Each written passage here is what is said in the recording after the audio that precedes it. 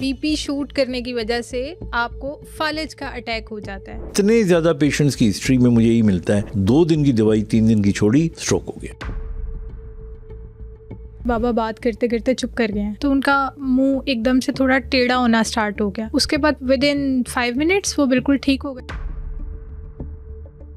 کچھ لوگوں میں وقتی طور پہ فالج ہوتا ہے, that's called TIA, transient ischaemic attack. اس کی جو ایک بہت بڑی وجہ ہوتی ہے وہ یہ ہوتی ہے کہ کچھ لوگوں میں ہارٹ کی ردم ٹھیک نہیں ہوتی, جس کی وجہ سے کوئی وہاں سے ایمبولزم نکل آتا ہے. ایمبولزم کا مطلب ہوتا ہے کوئی کلوٹ کہہ لیں یا آپ اس کو کوئی ایئر ببل بھی ہو سکتا ہے. اگر فالج ہو جاتا ہے تو اس کے بعد کیا کرنا چاہیے؟ اگر پہلے 4 گھنٹوں میں کوئی شخص ہاسپٹل پہنچ جائے اور ہمارے سارے بڑے اسپتالوں میں ایک انجیکشن موجود ہے, وہ اگر بر وقت لگ جائے تو فالج ختم ہو جاتا ہے.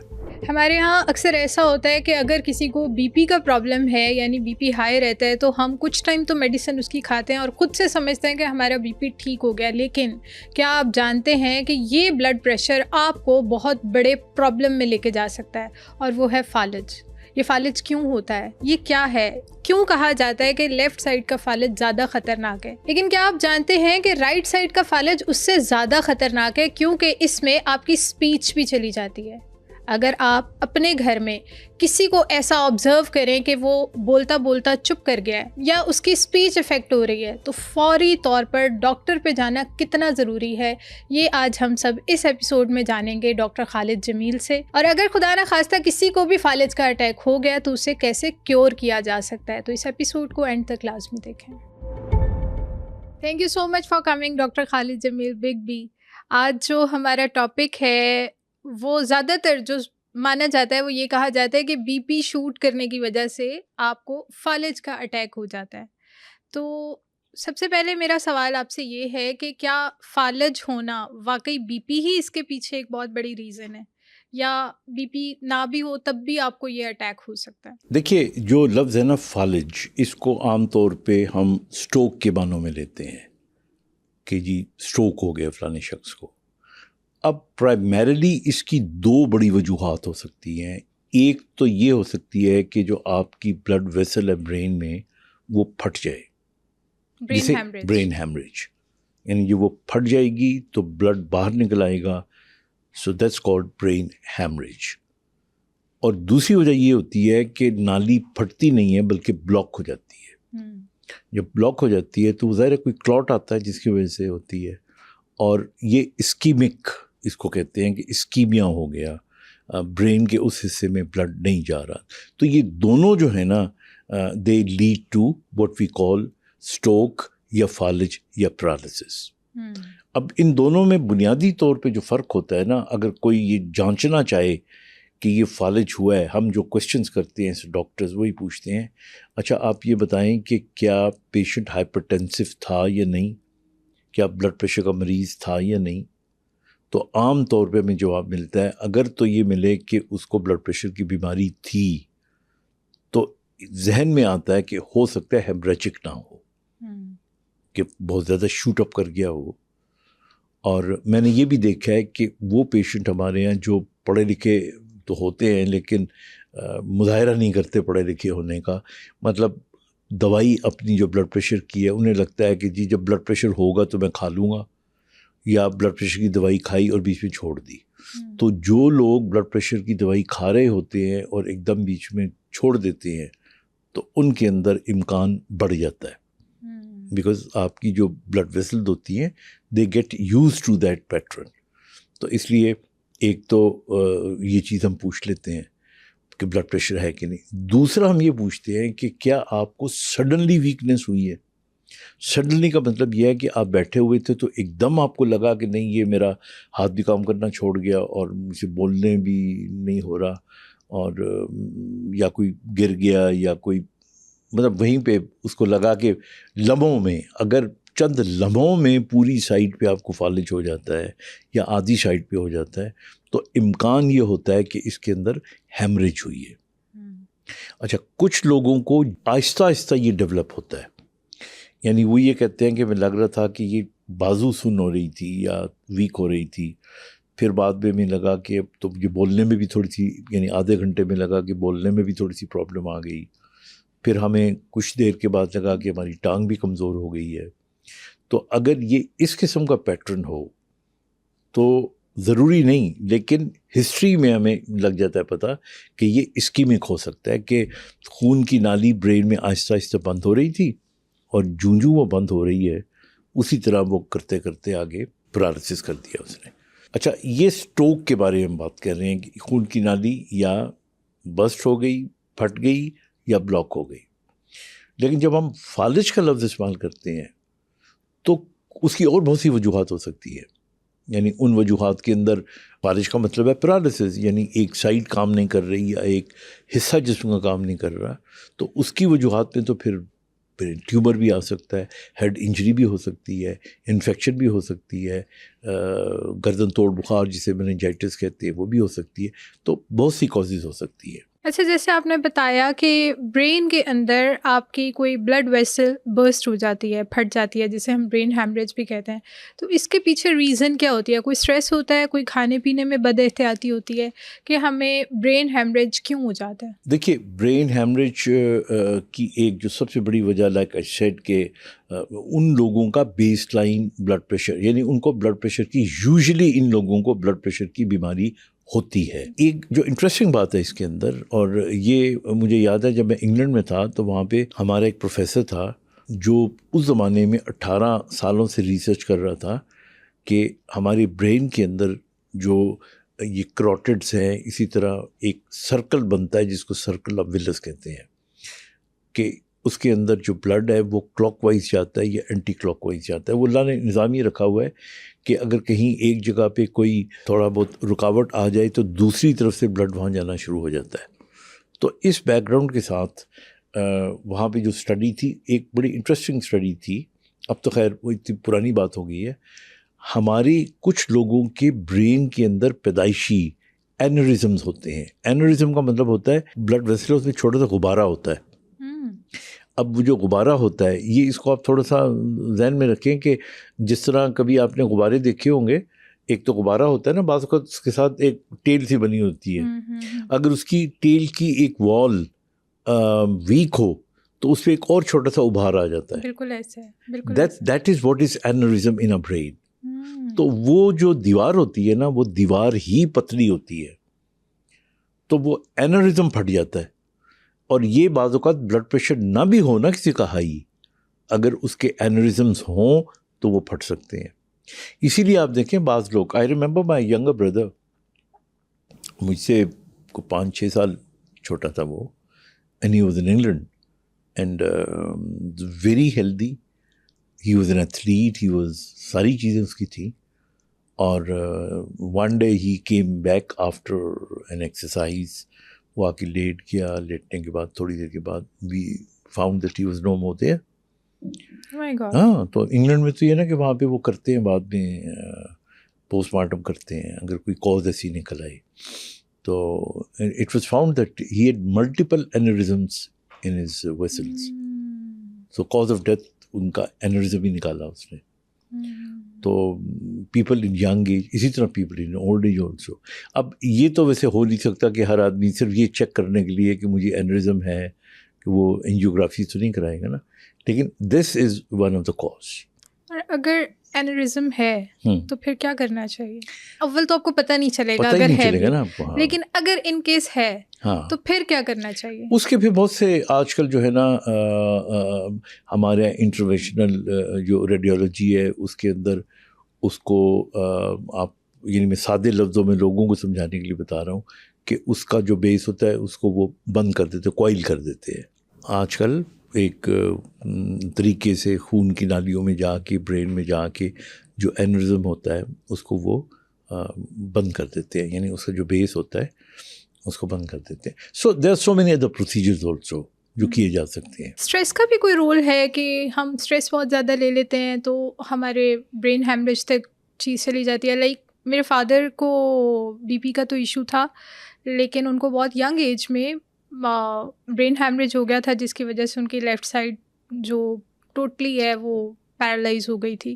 تو ہم نے جو اس ٹائم پہ مطلب سوچا تھا وہ یہی سوچا تھا کہ بھئی ان کو جو ہے نا اسٹریس انہوں نے بہت لیا ہے، تو اسٹریس کی وجہ سے، کیونکہ وہ بالکل گھر سے بالکل ٹھیک گئے تھے اور ایک دم ان کے فرینڈ آتے ہیں اور بتاتے ہیں کہ بھئی آغا صاحب کو فالج ہو گیا، تو وہ تب سمجھ میں نہیں آیا کہ فالج ایک دم دیکھیے کیسے ہو ہمارے گیا۔ یہاں نا اسٹریس جو ہے یہ ایک فیکٹر ہو سکتا ہے، لیکن ایسا نہیں ہے کہ آپ نے بہت زیادہ ٹینشن لی اور نہ آپ کو بلڈ پریشر کی بیماری ہے، نہ آپ کو کوئی اینورزم ہے، نہ کوئی اور ایتھریوسکلیروسس ہے، نہ کوئی اور صرف آپ نے ٹینشن لی اور ٹینشن کی وجہ سے آپ کی خون کی نالی پھٹ گئی. ایسا از ویری ریئر، ایسا ہوتا نہیں ہے. سو صرف ہوتا یہ ہے کہ ٹینشن کی وجہ سے آپ کا بلڈ پریشر ہائی ہوتا ہے. اگر آپ ساتھ میں ڈائبیٹک بھی ہوں یا آپ کو کوئی ہارٹ کا ایشو بھی ہو تو یہ ساری چیزیں اکٹھی مل کے اسٹریس ان کو لیڈ کرتا ہے یا ان کی سیویرٹی لے کر آتا ہے، and that can lead to. ہمارے یہاں مثلا چونکہ ڈرامیٹک طریقے سے آپ نے دیکھا ہوگا کہ ہمارے جو سٹوری رائٹرز ہوتے ہیں یا فلمیں ہوتی ہیں ان کے اندر ہارٹ کا جس طرح ہوا تو کوئی ٹینشن والی بات سنی تو ہاتھ یہاں رکھ کے تو ہارٹ اٹیک ہو گیا یا فالج ہو گیا، وہ ایک سمبولکلی بتا رہے ہوتے ہیں. لیکن صرف ٹینشن سے جو ہے وہ اسٹروک وہ تبھی ہو سکتا ہے کہ ساتھ میں آپ کا بلڈ پریشر، اگر ہیمریج کی آپ بات کر رہے ہیں. جب بھی فالج ہوتا ہے تو اس کے بعد ہماری باڈی میں چینج کیا کیا آتا ہے؟ دیکھیے اب اس کو سمجھنے کے لیے نا بڑا آسان طریقہ ہے کہ رائٹ سائڈ کا فالج کیا ہے اور لیفٹ سائڈ کا فالج کیا ہے. بیکاز کچھ لوگوں کو آپ نے دیکھا ہوگا نا کہ ان کی رائٹ سائڈ کام نہیں کر رہی ہوتی، کچھ کی لیفٹ سائڈ کام نہیں کر رہی. جو امیڈیٹ چینج آتی ہے وہ یہ آتی ہے کہ مطلب میں آپ کو 3 پوائنٹ بتاتا ہوں، اللہ نہ کرے کبھی ایسا ہو آپ کو شک پڑے کہ کسی کو فالج ہو رہا ہے یا ہوا ہے، تو پہلا کام تو آپ یہ اس کو کہیں کہ وہ اسمائل کر کے دکھائے یا دانت دکھائے اپنے، لائک یوں کر کے، تو ایک طرف ڈیویشن آ سکتی ہے، منہ ٹیڑھا ہو سکتا ہے. ٹھیک ہے نا. دوسرا پھر آپ اس کو کہہ سکتے ہو کہ جی آپ اپنا ہاتھ اوپر کر کے دکھائیں یا چٹکی بجا کے دکھائیں. سو اس سے اگر بازو ویک ہو گئی ہے تو ہاتھ اوپر نہیں جائے گا یا چٹکی نہیں بجائی جائے گی. اور تیسری چیز اس وقت جو ہے وہ بولنے کا کوئی 2 جملے ہی آپ ان سے بلوا لیں. اگر رائٹ سائڈ کا فالج ہوگا تو اس کے اندر آپ کی جو سپیچ ہوتی ہے یہ بھی افیکٹ ہو جاتی ہے اور اس کو ایفیزیا کہتے ہیں. تو لیفٹ سائڈ کا جو فالج ہوتا ہے اس میں سپیچ ٹھیک رہتی ہے لیکن آپ کی اورینٹیشن تھوڑی سی، اس کو ہم ایپریکسیا کہتے ہیں. دونوں میں اگر آپ میڈیکل اسٹوڈنٹ سن رہے ہوں تو میں فرق بتا دیتا ہوں عام لوگوں کو بھی. ایپریکسیا کا مطلب ہوتا ہے کہ آپ کو پتہ ہے کہ یہ ماچس ہے، آپ کو یہ بھی پتہ ہے کہ اس کے اندر تیلی پڑی ہوئی ہے، لیکن اس تیلی کو میں نے یعنی جلانے کے لیے ماچس پہ کس طرح مارنا ہے یہ نہیں پتا، یا بھولیں گے. فنکشن نہیں پتا، فنکشن یعنی how to use it you might forget it, that's called apraxia. کم ہو تو ڈسپریکسیا.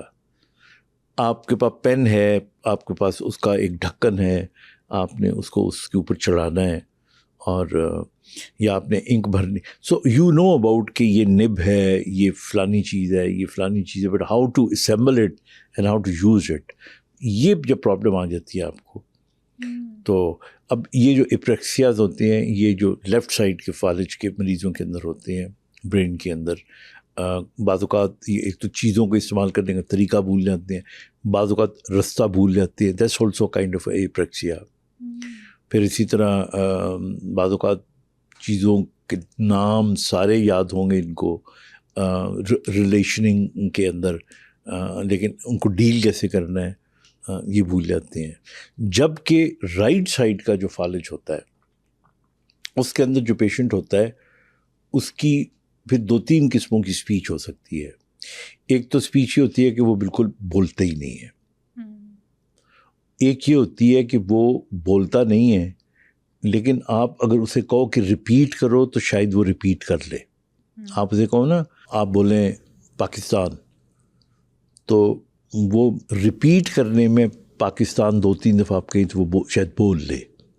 تو یہ ڈپینڈ کرتا ہے کہ اس کو گلوبل ایفیزیا ہے یعنی کمپلیٹ ایفیزیا ہے کہ وہ بالکل بول ہی نہیں سکتا، اچھا کئی بول بھی نہیں سکتے, سمجھ بھی نہیں سکتے, اور ان میں سے کئی ایسے ہوتے ہیں کہ وہ بول بھی نہیں سکتے, سمجھ بھی نہیں سکتے, پھر لکھ بھی نہیں سکتے, کیونکہ جو ہمارا برین ہوتا ہے اس کا جو اسپیچ سینٹر ہے, وہ اسپیچ سینٹر جو ہے وہ اسپیچ کریٹ بھی کرتا ہے نا.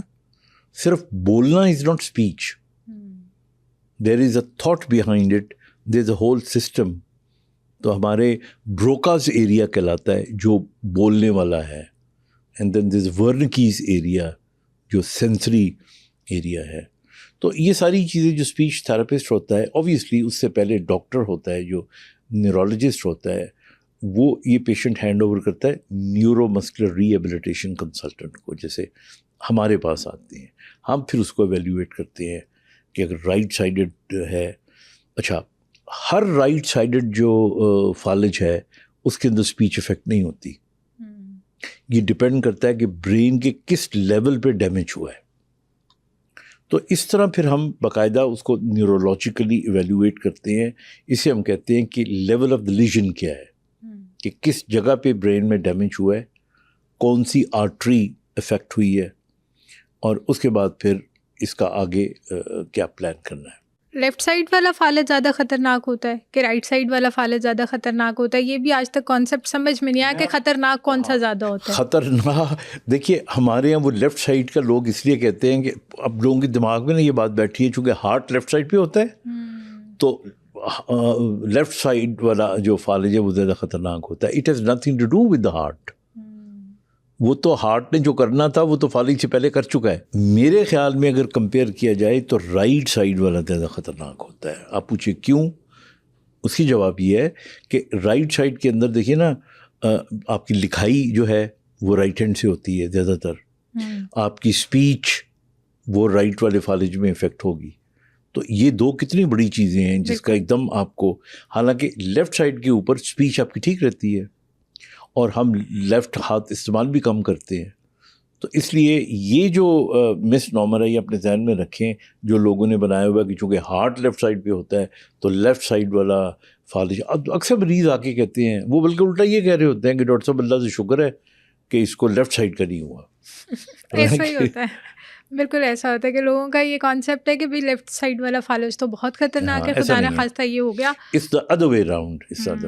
فالج دیکھیں نا ان ٹوٹیلٹی, اس کی پھر ہم ڈپینڈ کرتا ہے کہ کون سی نالی کس جگہ کے اوپر بلاک ہوئی ہے یا وہ پھٹی ہے اور کتنا ڈیمیج ہوا ہے. اب کئی لوگوں کو نا لیکونر انفارکٹس ہوتے رہتے ہیں, یعنی بہت چھوٹے چھوٹے برین کے اٹیکس ہوتے رہتے ہیں, ان کا ہمیں پتہ بھی نہیں چلتا. They are so small.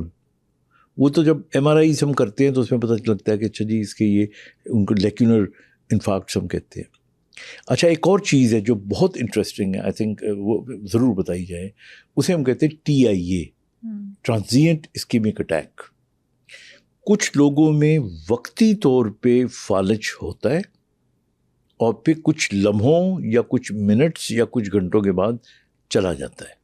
That's called TIA, transient ischaemic attack. اس کی جو ایک بہت بڑی وجہ ہوتی ہے وہ یہ ہوتی ہے کہ کچھ لوگوں میں ہارٹ کی ردم ٹھیک نہیں ہوتی, جس کی وجہ سے کوئی وہاں سے ایمبولزم نکل آتا ہے. ایمبولزم کا مطلب ہوتا ہے کوئی آپ کلاٹ کہہ لیں یا آپ اس کو کوئی ایئر ببل بھی ہو سکتا ہے. سو اینی تھنگ ایمبولزم جو کہ تو یا کروٹڈ یا ہماری یہاں پہ آرٹریز, میجر بڑی آرٹریز ہوتی ہیں. اور جو CVA کے پیشنٹس ہوتے ہیں, CVA کا مطلب ہے اسٹروک کے, تو یہ تو معائنہ کرنا, اس کا ڈاپلر کرنا یہ تو بہت ضروری ہوتا ہے. یہاں سے کوئی چیز چلی گئی, اس نے وقتی طور پہ بلاک کیا اور اس کے بعد پھر وہ گزر گئی. سو دیٹس کالڈ TIA. ایسا بھی ہو جاتا ہے؟ جی بالکل ہوتا ہے, ٹرانزینٹ اسکیمک اٹیک. اور اس کی پھر ہمیں کنفیوژن رہتی ہے جب ہم ڈفرینشیل ڈائگنوسس کرتے ہیں تو ہمیں پرابلم آتی ہے, کیونکہ اس کے اندر MRI میں تو کچھ نظر نہیں آئے گا. اچھا کلینکل ایگزامینیشن کے اوپر بھی کچھ نظر نہیں آئے گا, بیکاز وہ تو جو ہوا تھا ہوا اور اس کے بعد چلا گیا. پھر ہم اس کو کمپیئر کرتے ہیں ڈفرینشیل ڈائگنوسس میں اور کنڈیشنز کے ساتھ, مطلب جن کے اندر وہ سنکپی ہو سکتی ہے, یا بعض لوگوں کے اندر انزائٹی زیادہ ہو سکتی ہے, ویزو ویگل پرابلمز ہو سکتی ہیں وغیرہ وغیرہ. اچھا ایسا ہوتا ہے کہ میرے فادر کو بھی مطلب میجر اٹیک سے پہلے ایک بہت چھوٹا سا اٹیک ہوا تھا, اس کو مائنر اٹیک انہوں نے ڈاکٹرز نے بتا دیا تھا. اس ٹائم پہ ہوا یہ تھا کہ وہ صحن میں بیٹھے ہوئے تھے اور آسمان کو دیکھ رہے تھے, تو ایسا لگا کہ چاند دیکھتے دیکھتے ہمیں یوں فیل ہوا کہ بابا بات کرتے کرتے چپ کر گئے ہیں. اور وہ جب چپ کر گئے تو ہم نے بابا کو بلایا کہ آپ بات کر رہے تھے, آپ بول کیوں نہیں رہے, بتائیں کیا بات تھی. تو ان کا منہ ایک دم سے تھوڑا ٹیڑھا ہونا اسٹارٹ ہو گیا, اور بس وہ ٹیڑھا ہوا ہے منہ, اور منہ سے تھوڑی سی جھاگ نکلی ہے. اس کے بعد within 5 minutes وہ بالکل ٹھیک ہو گئے. لائک ہم تو ڈر گئے, ہم تو ڈاکٹر پہ گئے. That's what I'm saying. Exactly. That might have been a TIA, transient ischemic attack ہو سکتا ہے. تو اگر خدا نہ خواستہ ایسا آپ نے کہا نا کہ ایسا ہوا تو ہونے کے بعد بالکل نارمل ہو گیا, بالکل 5 منٹ میں وہ ٹھیک ہو اگر گئے. ایسا ہو تو فرسٹ ایڈ کے طور پہ تو آپ کچھ نہیں کر سکتے, بیکاز وہ تو ہو کے اب چلا گیا. لیکن فوری طور پہ کرنے والا کام یہ ہے کہ you must go to your doctor, تاکہ آپ ہارٹ کی اور جو یہ ہماری ویسلز ہوتی ہیں ان ساری انویسٹیگیشنز کو کمپلیٹ کریں, کیونکہ یہ سائن ہے, اٹس اے وارننگ سائن کہ ٹی آئی اگر ہو گیا ہے تو it can happen again, and it can even happen with a much worse degree and may lead into a complete hemiparesis. تو یہ وارننگ ہے کہ must seek your doctor's advice. اب اگر فالج ہو جاتا ہے تو اس کے بعد کیا کرنا چاہیے؟ لائک رائٹ سائڈ کا ہو یا لیفٹ سائڈ کا ہو, آپ کی اسپیچ افیکٹ ہوتی ہے یا آپ کی فنکشننگ افیکٹ ہوتی ہے, اس کے بعد آپ کو کیا کرنا چاہیے, اور کیا یہ ریکور ہو سکتا ہے کمپلیٹلی؟ دیکھیے, میں اس میں بھی آپ کو بڑی انٹرسٹنگ بات بتاؤں, ان دا سینس کہ جب فالج ہو جاتا ہے تو فالج ہونے کے بعد کچھ عرصے میں وہ آٹومیٹکلی خود ٹھیک ہونا شروع ہو جاتا ہے. مطلب کمپلیٹلی ٹھیک تو ہوتا نہیں ہے, لیکن پہلے 3-4 ہفتوں میں اگر پراپر ایمرجنسی کیئر ملے, میڈیکل کیئر ملے, تو تھوڑی بہت ریکوری آنا شروع ہو جاتی ہے. اور وہ ریکوری بعض اوقات جو نیچرل آ رہی ہوتی ہے اس کا کریڈٹ ہمیں مل جاتا ہے کہ بھائی وہ ڈاکٹر نے دوائیاں دیں اور تھراپی کروائی اور یہ کیا وہ کیا. اینی وے وہ تو ڈپینڈ کرتا ہے کہ کیا کاز ہے اس کی. What I am trying to say is کہ جب بھی فالج ہوتا ہے تو فالج ہونے کے بعد پہلا امپورٹنٹ چیز ہوتی ہے کہ جو اس کی لائف سیونگ جو مینجمنٹ ہے وہ ایمرجنسی میں ہونی چاہیے, وارڈ میں ہونی چاہیے. اور جب پیشنٹ ریکور ہو جاتا ہے تو پوری دنیا کا دستور یہ ہے کہ پھر اس کو گھر بھیجنے سے پہلے ہم کنویلسنٹ یا ری ایبلیٹیشن وارڈ میں بھیجتے ہیں. ری ایبلیٹیشن وارڈ میں جو لوگ رائٹ سائڈڈ جن کو فالج ہوتا ہے ان کو پھر physio therapy, speech therapy, occupational therapy, یہ 3 چیزیں جو ہیں یہ کرائی جاتی ہیں. اور ان 3 چیزوں میں کیا ان کا فائدے کیا ہیں؟ جو فزیو تھراپی ہوتی ہے وہ فزیو تھراپسٹ آ کے ورزش کراتا ہے, اس ورزش کی وجہ سے جو پٹھے ہوتے ہیں ان کے اندر طاقت آہستہ آہستہ ری گین ہوتی ہے جتنی ہونی ہو.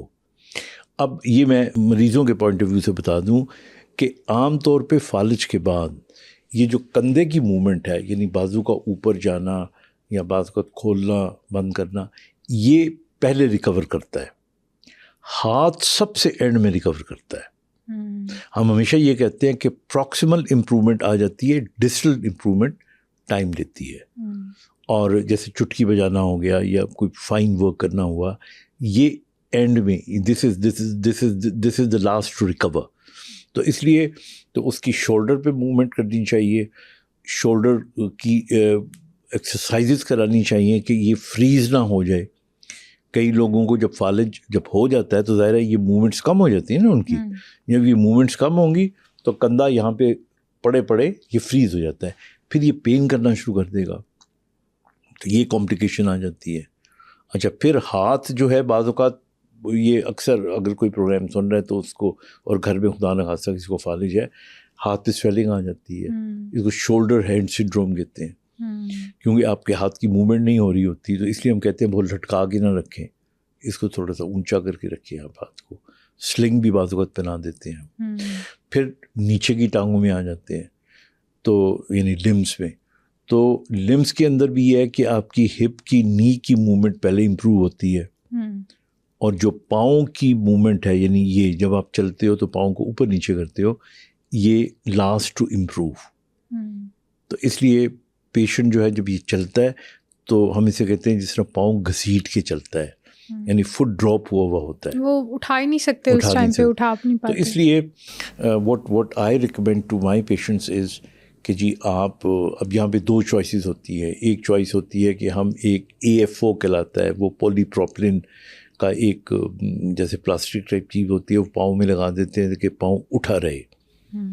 But I usually tell my patients کہ اس کو جتنی دیر سے لگاؤ اتنا بہتر ہے, کیونکہ آپ وہ لگا لو گے تو آپ کا پاؤں فکس ہو جائے گا, تو اپنی موومنٹ اس کی کم ہو جائیں گی. اس کے بجائے میں کہتا ہوں کہ ہائی ٹاپ جاگرس پہنیں تاکہ تھوڑا بہت اینکل پہ. اچھا, پھر اسی طرح اٹ از ویری امپورٹنٹ کہ پیشنٹ کو آپ بہت زیادہ بیڈ ٹائم نہ دیں. بیڈ ٹائم نہیں, بیڈ ٹائم مطلب اس کو بیڈ سے کبھی کہیں کرسی پہ بٹھائیں, گھنٹہ ایک بٹھا دیا, پھر لٹا دیا, تھوڑا سا اگر وہ چل سکتا ہے تو چلا دیا, اگر نہیں چل سکتا تو ویل چیئر پہ بٹھا کے بھی اس کو آس پاس آگے پیچھے لے کے جائیں, تاکہ اس کی جو ہے نا سوشل انٹریکشن ہوتی رہے. اور میں نے دیکھا ہے فالج کے مریضوں کو اگر آپ انوائرمنٹ اچھا دیں, مثلا وہ اگر باہر نکلیں, پھول پودوں کو دیکھیں, آسمان کو دیکھیں, لوگوں سے ملیں, رشتہ داروں سے ملیں, یہ سارے کنٹریبیوٹنگ فیکٹرز ہیں جو اس کو بہتر کرتے ہیں. میڈیکیشن کا کتنا رول ہوتا ہے؟ میڈیسنس کا آج کل تو اتنا امپورٹنٹ رول ہے کہ اگر کوئی پیشنٹ پہلے 4 گھنٹوں میں ہاسپٹل پہنچ جائے, یہ ایک بڑا امپورٹنٹ پوائنٹ ہے, میں اس کو ایمفسائز کر رہا ہوں کہ اگر پہلے 4 گھنٹوں میں کوئی شخص ہاسپٹل پہنچ جائے, اور ہمارے سارے بڑے اسپتالوں میں ایک انجیکشن موجود ہے جس کا میں نام نہیں لے رہا, وہ اگر بر وقت لگ جائے تو فالج ختم ہو جاتا ہے اسی ٹائم. یپ. اوہ واو, یہ ابھی recently I think in the last, یعنی تھوڑا عرصہ پہلے, کیونکہ جب تک بابا کا ٹائم میں نے دیکھا جب تک تو ایسا کچھ نہیں تھا. اب پرابلم یہ ہوتا ہے کہ ہمارے یہاں نا وہ جو پیشنٹ ہے اس کو پہنچنے میں 4 کیا 6 8 10 گھنٹے لگ جاتے ہیں. So people should know that, کیونکہ ہم اسی چکر میں لگے رہتے ہیں کہ جی اس کو کال کریں, اس سے پوچھیں کوئی, تو خدا نہ خواستہ جو آپ نے نشانیاں بتائی ہیں نا کہ ایک پیشنٹ اچھا خاصا بیٹھا ایک دم بولنا بند ہو گیا یا منہ ٹیڑھا ہو گیا اس کا, اور یہ 3 پوائنٹ میں نے آپ کو بتائے ہیں, ٹھیک ہے نا. اور یہ اگر اس کو آ جائیں تو فوری طور پہ اس کو don't wait for anything, take him to a good hospital. Good hospital کا مطلب ہے گورنمنٹ کے بڑے سارے جو بڑے ہاسپٹل تھے لائک بیون ہاسپٹل, سروسز ہو گیا, جنرل ہاسپٹل ہو گیا, اور اسی طرح پرائیویٹ میں جو بڑے ہاسپٹل تھے, جسٹ رش, آپ پہلے 4 گھنٹے میں پہنچ جاتے ہیں. ڈاکٹرز آر یوزلی ٹرینڈ, اور جو کہ ہونے چاہیے, اور وہ انجیکٹ کر دیں تو اس میں بہت اسی وقت فرق پڑ جاتا ہے. یہ تو بہت مزے کی چیز ہے, اور اللہ کرے ہماری آڈینس اس سے کوئی سیکھ لے, اللہ کرے انشاءاللہ. اور اگر وہ وقت گزر گیا ہو تو پھر ظاہر ہے اس کے اندر جو پروٹوکول آف ٹریٹمنٹ ہے وہ یہ ہے کہ اگر بلڈ پریشر ہے تو اس کو مینٹین کریں. اچھا, یہاں پہ بھی جو ہے نا یہ باتیں ویسے تو ڈاکٹر کی پیشنٹ کو بتانے والی ہیں, لیکن جنرلی اگین جو ہماری ٹریننگ ہوئی ہے اس میں یہ کہ جب کسی کو فالج ہو جاتا ہے تو اس کے بعد بلڈ پریشر مینٹین رکھنا چاہیے, لیکن بہت لو لیول پہ نہیں رکھنا چاہیے.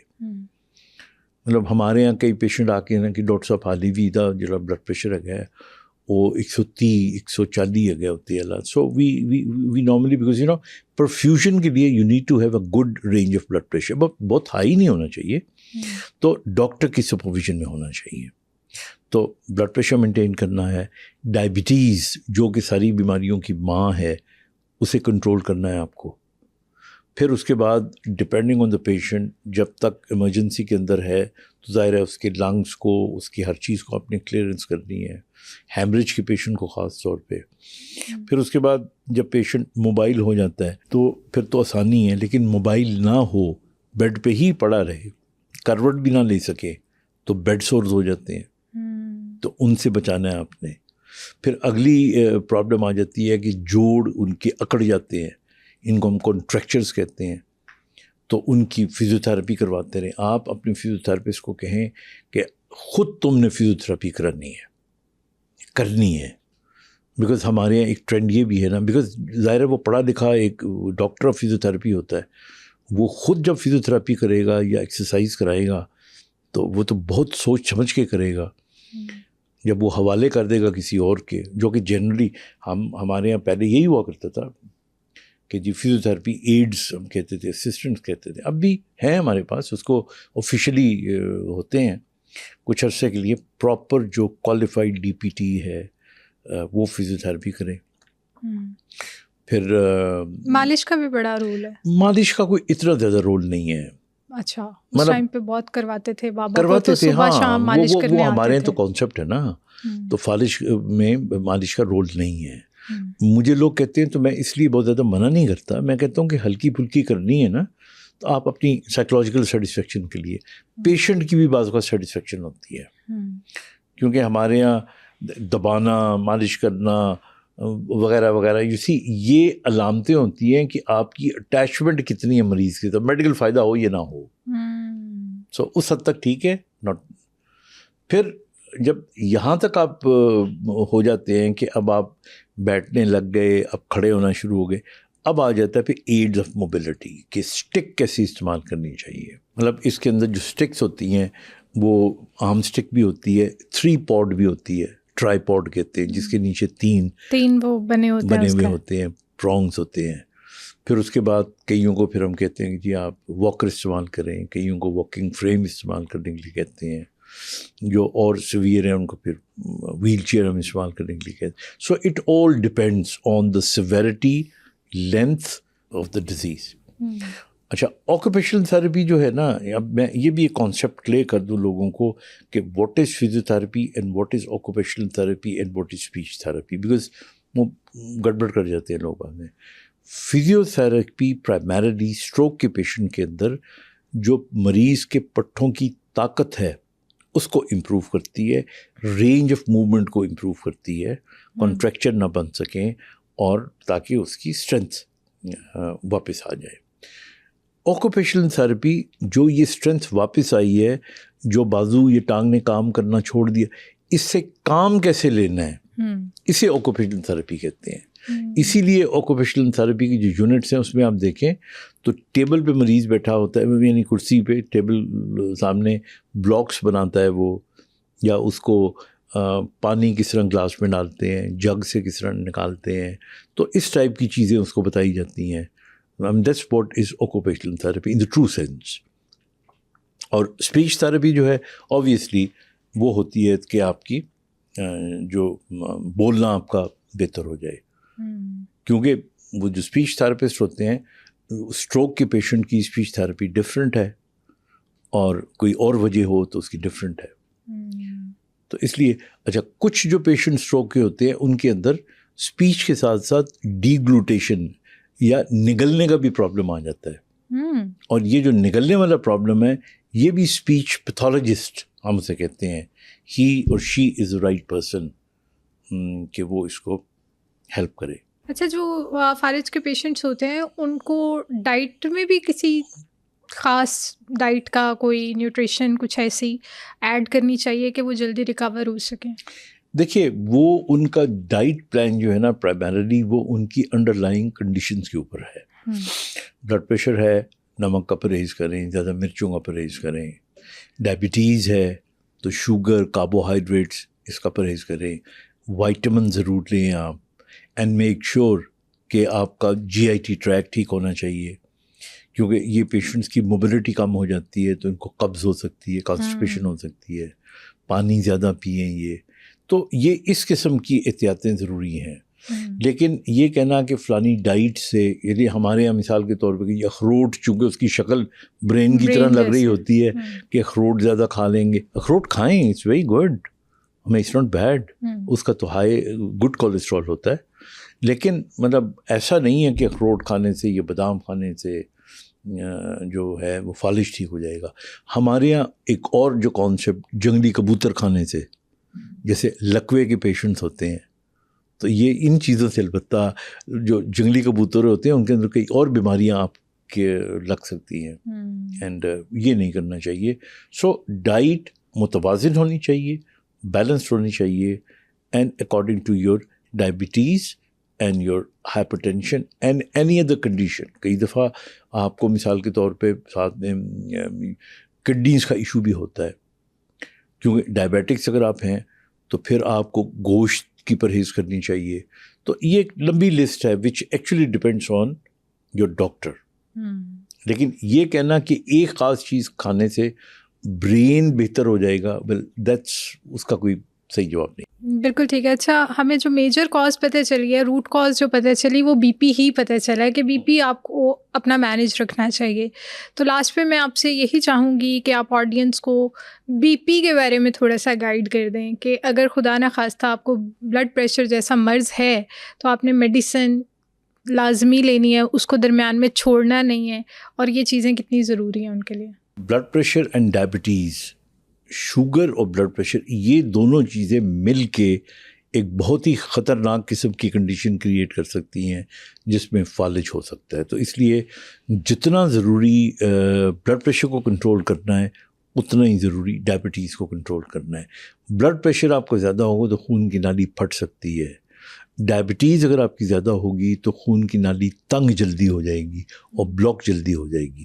تو دونوں بہت ہی, اور دونوں ہی چیزیں ہوں گی تو آپ سونے پہ سہاگا والی بات ہے. تو اس لیے ایک تو یہ چیز ذہن میں رکھنی چاہیے کہ both should be controlled. Number 2, آپ کو یو شوڈ میک شیور کہ غصے سے اجتناب کریں. جب آپ غصہ کرتے ہیں نا, تو اس نے سقراط نے ایک یہ بات بھی بڑی پیاری کی تھی. اس نے کہا تھا کہ جب آپ, حالانکہ اس نے خود بھی زہر کا پیالہ پیا تھا, پر وہ تو ایک اور وجہ تھی. اس نے کہا غصہ ایک زہر کے گلاس کی طرح ہے جو آپ پیتے ہو اور آپ سمجھتے ہو کہ پیا آپ نے ہے, آپ سمجھتے ہو کہ اگلا جس پہ آپ نے غصہ کیا وہ مر جائے گا. سو غصے سے اجتناب کریں, because you see that gives ایک دم آپ کے بلڈ پریشر کو شوٹ اپ کرتا ہے. اسی طرح اللہ پہ توکل کریں, زندگی کو سادہ رکھیں, ایکسرسائز کریں. آپ کچھ نہیں کر سکتے. You see a person like me who can not walk, میں بیڈ پہ بیٹھا ہوا, کرسی پہ بیٹھا ہوا, بلکہ میں نے پچھلے دنوں اپنے چینل پہ پورا اپنا ایک اسکیجول بتایا تھا کہ آئی ڈو ایکسرسائزز. آپ تو اسی طرح جو تندرست لوگ ہیں ان کو پانی کی کمی نہیں ہونی چاہیے, ان کا بلڈ جسے ہم کہتے ہیں نا گاڑھا نہیں ہونا چاہیے, اور ڈاکٹر کے کہنے کے مطابق کم از کم 6 مہینے میں ایک دفعہ چند ضروری بلڈ ٹیسٹ ضرور کروائیں. سال میں ایک دفعہ کسی اچھے ڈاکٹر کو ضرور دکھائیں, پرٹیکولرلی آفٹر یو کراس 40-45. تو یو کین ہیو باقی یہ تو میرا بہت اسٹرانگ بلیف ہے ہم ساروں کا, مسلمانوں کا, کہ جو چیز لکھی ہوئی ہے وہ تو آنی ہے, لیکن ساتھ میں اللہ تعالیٰ یہ بھی فرماتے ہیں نا کہ آپ نے اپنی طرف سے احتیاطیں بھی پوری کرنی ہیں. اور لاسٹ چیز میں ریپیٹ کرنے لگا ہوں بلڈ پریشر کے مریضوں کے لیے, یہ جو آپ کے ذہن میں غلط کانسیپٹ ہے نا کہ مجھے بلڈ پریشر تھا, میں نے بلڈ پریشر کی گولیاں کھائیں, ڈاکٹر صاحب خون ٹھیک ہو گئے, ختم نہیں ہوتا, میں چھٹ دیتی ہیں. جو چھٹ دیتی ہیں نا, یہ پھر آپ کو دنیا چھڈن سے مجبور کر دے گا. So make sure if you have a blood pressure, you've been taking a regular medicine, please, بلکہ اس پہ بریک بھی نہ ڈالیں. ہو گیا بلڈ پریشر تو چلتا رہے گا, یہ الگ بات ہے اوپر نیچے ہو جائے گا, لیکن مس نہ کریں. 2 دن کی دوائی میں, اتنے زیادہ پیشنٹس کی ہسٹری میں مجھے یہی ملتا ہے, 2 دن کی دوائی 3 دن کی چھوڑی, اسٹروک ہو گیا. صرف 2-3 دن؟ ہاں, کیونکہ وہ پورے کا پورا نظام تبدیل ہو گیا نا. جن کا بی پی لو رہتا ہے ان کا بھی خطرناک ہو سکتا ہے, جن کا رہتا ہی لو ہے, لائک میرا بھی لو ہی رہتا ہے. ہاں نہیں, low blood pressure is no disease. ہاں, اس کو بیماری نہیں کہتے. ٹھیک ہے. اور بلکہ کہا یہ جاتا ہے کہ جن کا لو بلڈ پریشر ہوتا ہے دے لیو لانگر. اچھا, اتنا لمبا جینا ہے. ہاں, لیکن یہ کہ لو سے مطلب یہی ہوتا ہے کہ نارمل فزیولوجیکل رینج کے اندر لو ہونا. لیکن اگر کوئی اتنا لو کہ وہ بے ہوشی ہوتا رہے ہر وقت, I mean that's a different thing. Then that needs a treatment. مطلب ویسے لو رہے تو کوئی پرابلم نہیں. No problem. ٹھیک ہے, ٹھیک ہے. Thank you so much, wonderful session with you, بہت مزہ آیا, اور بہت ساری ایسی انفارمیشن بھی پتہ چلی جو فالج کے بارے میں مجھے بھی نہیں پتہ تھی. تو آئی ہوپ کہ ہماری آڈینس نے بھی اس سے بہت فائدہ لیا ہوگا. انشاءاللہ ملتے ہیں نیکسٹ ویک ایک نئے ٹاپک کے ساتھ. انشاءاللہ. آئی ہوپ کہ اس ایپیسوڈ سے کافی آپ کو مدد ملی ہوگی کہ اگر خدا نخواستہ کسی کو بھی فالج ہو گیا ہے تو آپ کو کیا سٹیپس فالو کرنے چاہیے، اور اس ایپیسوڈ کو زیادہ سے زیادہ لوگوں کے ساتھ شیئر کریں تاکہ آپ کی وجہ سے باقی لوگوں کی بھی مدد ہو سکے۔ میں بہت ہی محنت اور ریسرچ کے بعد ڈفرینٹ ڈاکٹرز کے ساتھ ہیلتھ وائز کانٹینٹ بناتی ہوں۔ اگر آپ کو میرا کانٹینٹ ویلیویبل لگتا ہے تو سنو پوڈ کاسٹ ہیلتھ کو سبسکرائب کریں۔